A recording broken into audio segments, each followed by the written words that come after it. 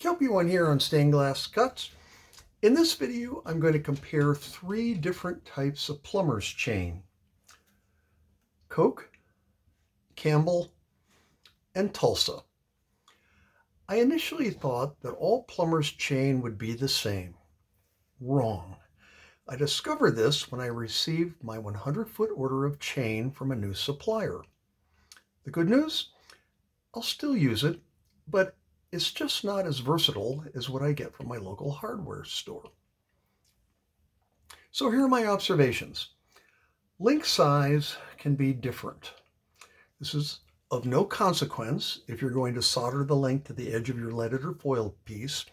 However, if you're going to drill a hole in your glass for a hanger, as I'm doing, it can impact how far from the edge you'll be able to make the hole.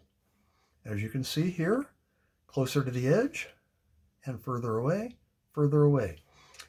Now I have a double layer piece of glass here and a single here. So as you can see, even this smaller piece reaches pretty far into the glass, and these perhaps reach in too far. The thickness of the brass can also be different. The Koch chain is 40% thinner than either the Campbell or the Tulsa chain, so it bends more easily. Appearance, because of their designs and manufacturing techniques, they can also look quite different. Here we've got a rectangle and a rectangular shape, and these two are more oval.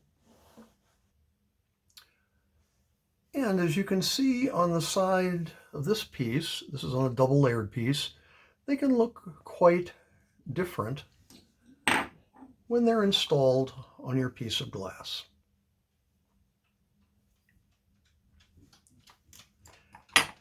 And finally, solid brass plumber's chain is becoming harder to find, especially in the big box hardware stores. So there you have it.